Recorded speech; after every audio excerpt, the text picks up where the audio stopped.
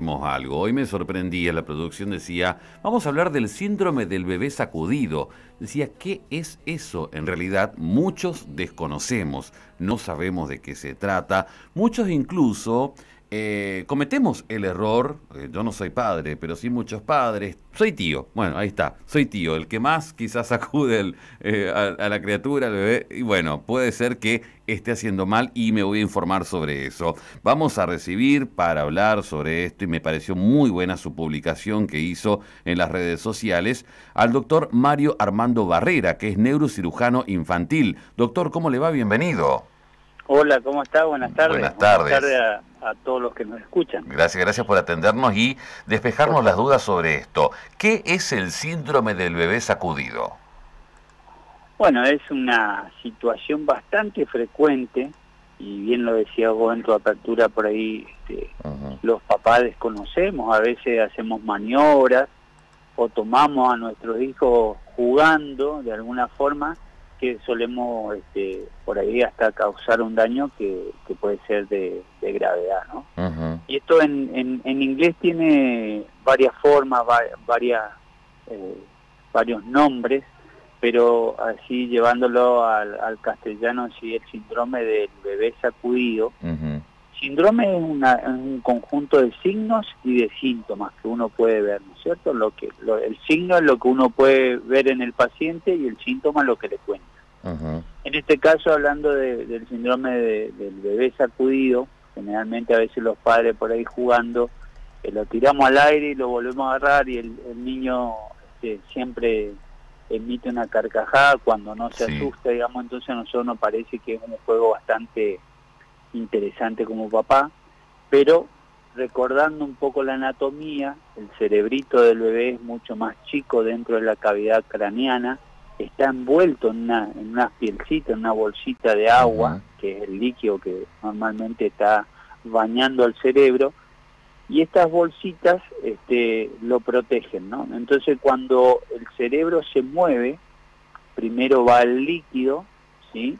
Después le sigue el cerebro, y causa un efecto de rebote, digamos, dentro del cráneo, ¿no es cierto? Entonces el cerebro está yendo tardíamente cuando el líquido está volviendo y puede golpear doblemente, digamos, ¿no? Sí, ahí estoy pensando cómo es el juego que se hace en muchas ocasiones de tirar al bebé para arriba, tirarlo, y claro, el bebé viene riéndose, entonces seguimos y lo tiramos y lo barajamos de nuevo. También es lo mismo. Y sí, exactamente. Y estos cambios de velocidad pueden producir pequeñas lesiones o grandes lesiones hemorrágicas. En general, siempre el cerebro está formado por distintos pedacitos que se llaman lóbulos, y el lóbulo que más sufre esto es el lóbulo frontal o el lóbulo occipital, o sea, en la frente o en la nuca del bebé. A veces los lóbulos temporales que están detrás de los ojitos, digamos, son los que presentan pequeñas hemorragias, que a veces son grandes hemorragias, y que requieren de una cirugía de urgencia para ser evacuadas. Perfecto. Bueno, para tener en cuenta entonces, ¿cuántos daños podemos provocar? ¿Ha tenido muchos casos de daños irreversibles? Lo que pasa es que no podemos hablar de daño irreversible, ¿no? Porque el cerebrito de los bebés es muy plástico, ¿no? Pero sí requieren a veces para su resolución este problema una neurocirugía de urgencia, y que no deja de ser una situación grave, ¿no es cierto? Porque siempre la secuela puede estar presente y que la vamos a evaluar en el tiempo. A largo plazo. Los papás a veces jugamos y no nos damos cuenta, o a veces otra situación muy frecuente es levantar a los niños agarrándolo de las muñecas o de las manos y dejándolo colgar, y eso hace que haya una lesión a nivel del codo que se llama prono doloroso, que también es muy frecuente en los chicos y que los pediatras estamos acostumbrados a resolver en la guardia. Exactamente. Pero esto del bebé, del síndrome del bebé sacudido, también se puede dar en las situaciones de maltrato, ¿no es cierto? Sí, obviamente. Uno cuando se encuentra con esta situación tiene que juntar más información, cómo está en la convención familiar. Uno puede pedir hasta un fondo de ojo para ver si si estas lesiones chiquititas que hablamos de hemorragia están presentes, quiere decir que son de larga data. O sea, involucra una serie de cuestiones que hay que tener en cuenta, pero hablemos de lo que uno no quiere causarle a su hijo, pero lo puede causar a través del juego, que es lo más importante en la información, ¿no? Tener en cuenta que es un bebé, o sea, tener en cuenta eso, una criaturita que está, hay que tener en cuenta que lo débil que es, y muchas veces no se mide eso principalmente. Usted hablaba de los golpes, y acá me voy saliendo un poquitito, pero creo que también está relacionado. La caída, el golpe que se da a la criatura, todos nos golpeamos, todos tenemos un chichón o una cicatriz seguramente de chicos. Y siempre era, ponemos el azúcar y como que está. ¿Hay que prestar un poquito más de atención a ese golpe, a ese corte? Sí, hoy sabemos un poco más, ¿no? Antes la abuela ponían un cuchillo en el congelador un ratito y te ponían frío para que no se forme tanto el chichón, digamos. A mí me ponían en general, por una cuestión física, de ley física, el niño, hasta los 5 años, la cabeza es lo más pesado en relación al resto del cuerpo. Entonces sucede que se cayó una vez y a los 2 o 3 días se volvió a caer y te dice, doctor, se cayó hace 5 días y hoy se cayó y se golpeó en el mismo lugar, en la misma zona de la cabeza. Bueno, eso tiene su explicación, por eso digo en la ley física. En general, el 80% de los traumatismos de cráneo, es decir, de los golpes en la cabeza que tienen los chicos, no representan nada. Son leves, gracias a Dios, ¿no? Afortunadamente. En ese 20% hay un 18% que uno decimos que son traumatismos moderados, que por ahí pueden requerir de una internación, una observación, y solamente un 2% son graves que requieren de una resolución a través de una cirugía. Pero sí hay que prestar atención, ¿sí? En el sentido, una de las cosas muy importantes es que el chico llore enseguida. También. ¿Sí? Que continúe jugando en el tiempo y uno lo va a estar observando 4 o 6 horas, va a mirar que camine bien, que no, yo siempre digo que no camine como borrachito, que no se tambalee o que tenga un dolor muy importante de cabeza o que vomite, a veces hasta puede convulsionar, obviamente post-trauma, digamos, ¿no? Sí, o te decían que no se duerma, cuidado que no se duerma, también es otra.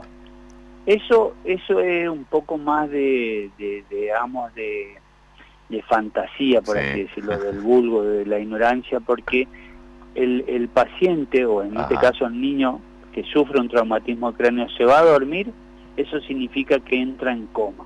Y por más que lo sacudamos, que lo pongamos bajo la ducha fría, que le intentemos despertar, no se va a despertar porque es una situación que tiene que ver con la gravedad de la situación. Eso se llama un coma postraumático, digamos, ¿no? Entonces, sí, esa tendencia al sueño, que tenga dificultades para caminar o dificultades para hablar, eso nos tiene que llamar la atención. Y siempre digo que los padres, ante cualquier duda que tengan, que a veces solamente dicen, miren, no sé lo que le pasa, pero mi hijo no es así. Entonces, eso amerita, después de un traumatismo, la consulta en una guardia de emergencia. En fin, que el profesional defina si vamos más allá o solamente la observación. Sí, en fin, a los padres, cualquiera sea el golpe, si tienen la posibilidad de irse a una guardia, recomendable ir. Bueno, guardia pediátrica hay pocas encima, pero por ahí a consultar a algún médico, hacerlo. No, yo quiero ser claro en eso, ¿sí? Quiero ser bastante enfático, que no solamente ante cualquier golpe, sino ante el golpe, que fue el motivo que a nosotros nos va a llamar la atención como papá, prestar atención si vomita, si después del golpe el chico se queda quieto y no quiere jugar, o tiene una tendencia a dormirse. Esas son cosas que nos tienen que llamar la atención, o que está raro nuestro hijo, porque él no es así, él es pila, siempre está jugando, y después que se golpeó la cabeza, que parecía un golpecito de nada, él está quietito porque algo le pasa.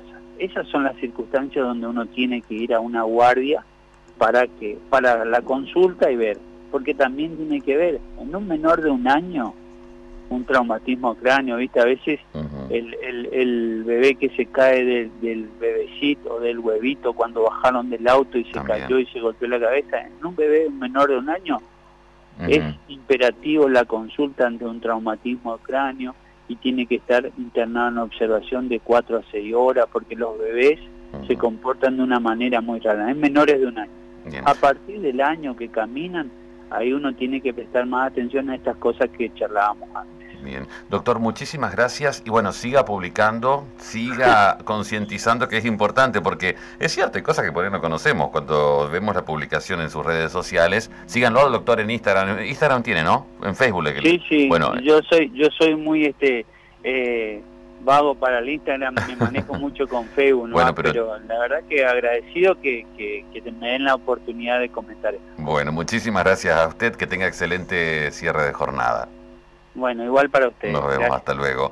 Lo teníamos al doctor Mario Armando Barrera, neurocirujano infantil. Conocimos todo en realidad, de algo que totalmente para mí desconocido, por ahí alguno tenía un vago conocimiento sobre esto, pero hablamos de este síndrome, el síndrome del bebé sacudido, algo que usamos como juego, como un juego con la criatura y finalmente puede ser muy perjudicial.